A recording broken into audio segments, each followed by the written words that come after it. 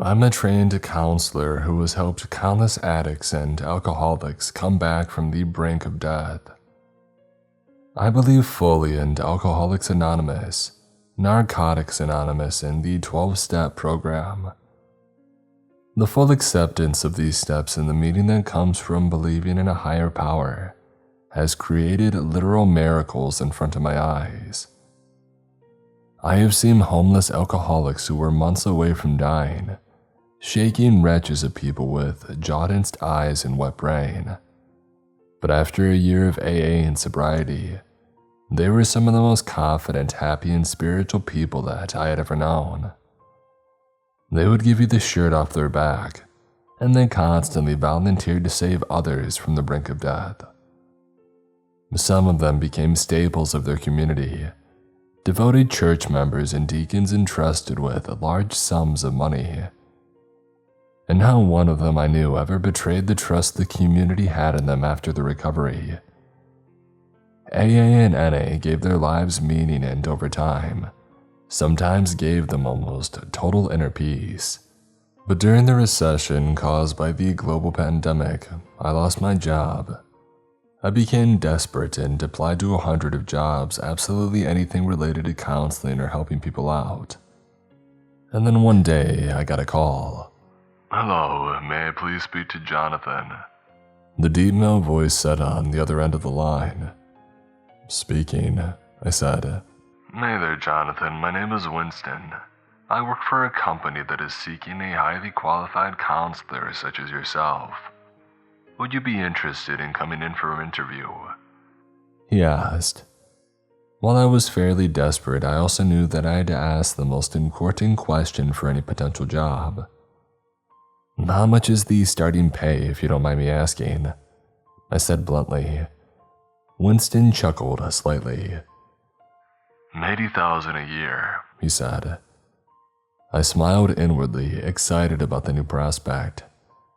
Most of the drug and alcohol counselors around New England made far less than that, despite the fact that the job required a college degree and years of schooling.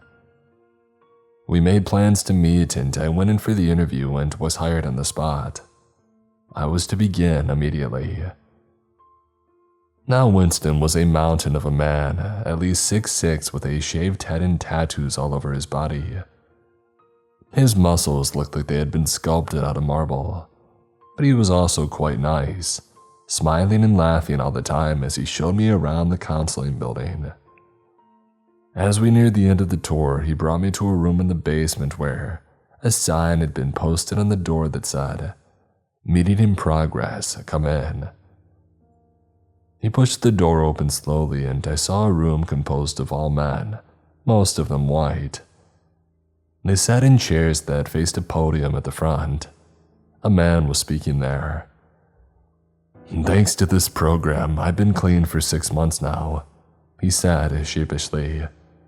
He was a small man with huge glasses, balding brown hair, and a pudgy belly.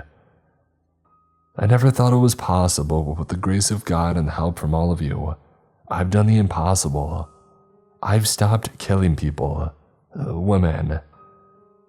I barely even get the craving anymore, and when I do, I call my sponsor and he is there before I know it, taking the gun or knife out of my hands and talking me down before I can go through with it. It really helps because I know he knows what it's like. All the anger, the rage, the feelings of being so small. He's been there before, and having somebody who knows what it feels like, really, is a miracle. Growing up, if I ever talked about my feelings, my dad, he would do things to me and put me in the hospital. Even broke my nose a couple of times.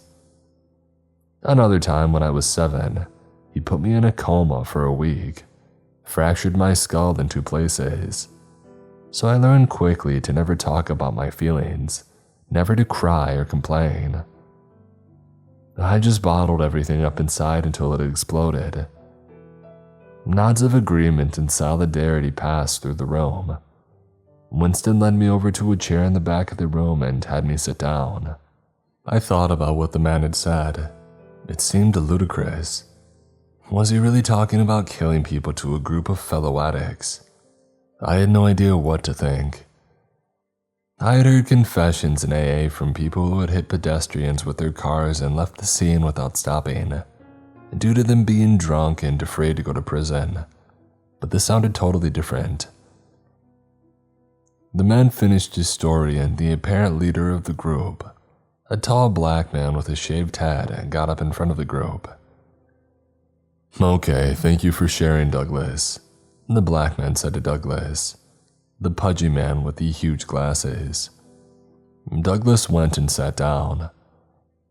I looked at the name tag on the black man's shirt. It read, "Hi, my name is King." King reached into a cloth bag next to the podium, pulling out some round circular coins that I recognized instantly as sobriety chips. And as usual, at the end of every meeting, we like to hand out chips that recognize people's lengths of sobriety, King said in a deep baritone, smiling wildly, his face friendly and unassuming. "For Leon, we have a 10-year sobriety chip," King yelled, and everybody in the room stood up applauding. A nondescript, elderly white man got up from the center of the room, smiling sheepishly as he went to the front, shaking King's hand and taking his token. "For Douglas, we have a 6-month sobriety chip." The pudgy man got back up and went to the front of the room, taking the chip and sitting back down. "And last but not least, for Anton, we have a 24-hour chip." A white man with a goatee got up and grabbed his chip. "The first 24 hours are always the hardest, as we all know," King said, and the room murmured in agreement. "One day at a time, though, that's all that we can do." The meeting ended with the serenity prayer. "Lord, grant me the serenity to accept the things I cannot change." And then everyone began to disperse. I turned to Winston. I'm confused," I said, and he laughed, a deep, rich sound that echoed across the room. "This is a newer group," he said. "A 12-step program for those addicted to murder, serial killing, spree killing, anything like that. We have found, like drugs and alcohol, prison doesn't really help reform these poor addicts. They don't get any of the professional or psychological help that they need while incarcerated. So we started a group here instead." "So these guys, they're actually killing people?" I asked, horrified, and he nodded. "Well, they used to," he said. "Some of them have been in recovery for decades. Some of them are brand new at it. And this is what we hired you for, to work with these men, to help save lives and to keep them on the straight and narrow." He nodded as if to himself. "It won't be an easy job, surely, but that's why you're getting paid more than other counselors in the area. I'm sure you're up for the challenge, right?" I had to think about it. I really didn't know if I was up for a challenge of this caliber.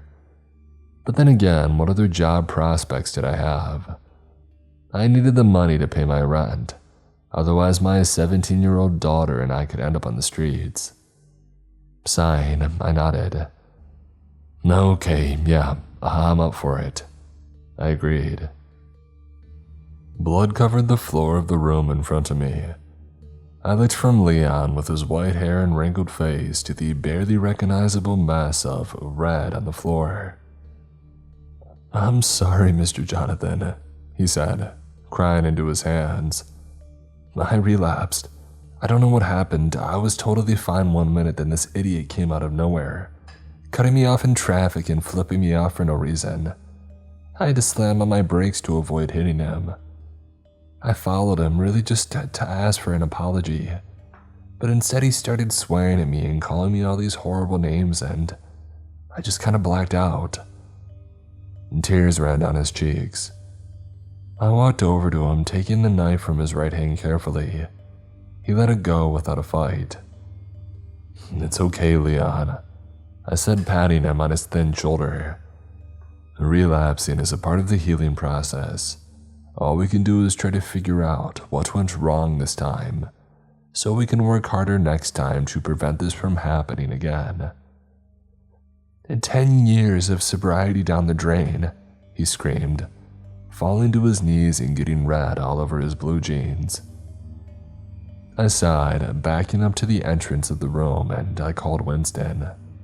Yeah, I might need a little more help here, on the basement level of the counseling building, I said.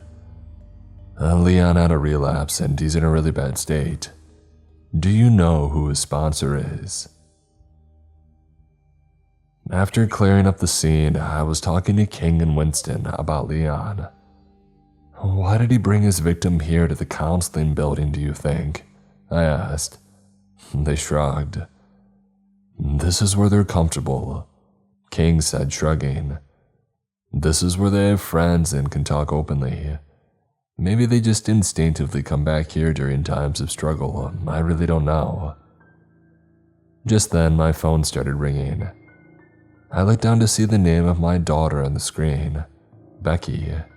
I went out into the hallway and answered it. Hi, Becky, what's up? I'm at work right now, I said, and she sighed.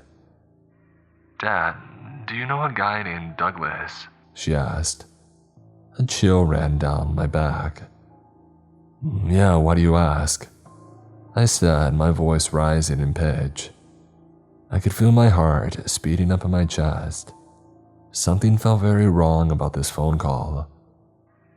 Well, he's here asking for you, she said, and I gasped. Becky, get far away from him, I said quickly. Call the police, get the gun out of the cabinet in my room and lock the door, and stay there until the cops arrive. Got it? But somebody else responded. Hi, Jonathan, a male voice said through the cell phone. You have a very pretty daughter, by the way. I think I'll enjoy this. You get away from my daughter, I screamed into the phone, and Douglas laughed. And then I heard a gunshot and the line went dead. I started sprinting through the building, towards the parking lot outside. My house was only a 5-minute drive from the counseling building, and I prayed that I could get there in time. Please God, let her still be alive, I wailed, running as fast as I could. I ran into the house, seeing a trail of red leading from the living room to the basement.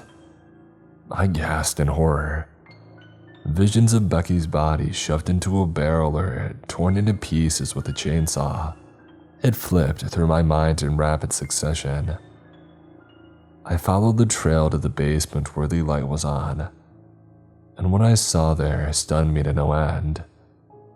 Becky stood over the body of Douglas. She was taking off his head with a bandsaw, whistling to herself, an angelic smile on her smooth and placid face. There was a drain in the basement floor, and she was letting the red flow down it as she cut the body into pieces, throwing each into a plastic barrel. Becky, my God, what are you doing? I yelled. She turned around, a look of happiness and bliss in her eyes. Oh, just something that I enjoy doing, Daddy, she said, smiling wildly. He's not my first, you know. You had nothing to fear. Once I saw this loser sneaking around in our backyard, scoping out the house, I just went to your room and I grabbed your gun, hiding it in my hoodie. Oh, he thought he was so smart, but really, he was the easiest one that I've ever had. She laughed. I quickly walked over to her, embracing her in a hug. I'm just glad that you're alive, I said, tears beginning to drip down my face, my vision turning blurry as a wave of emotions overtook me. The next week, I was headed to work, Becky in the passenger seat. She was complaining, as most teenagers often do. I don't see why I have to go to these stupid groups, she yelled at me. I sighed. Look, you have a problem, I said to her. I know you don't know it yet.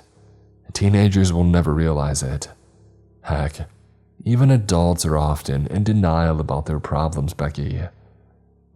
I just want you to go and talk to these people. See if you can't relate to what they're saying. You said that you've killed, what, 4 people already? She nodded gloomily. I'm just worried about you, sweetie. I don't want this thing taking over your whole life. You're far too smart for that.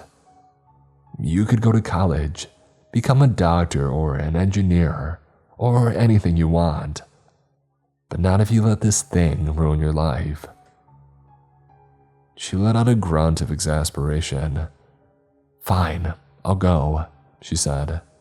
Will you be there with me, though? Always, I said,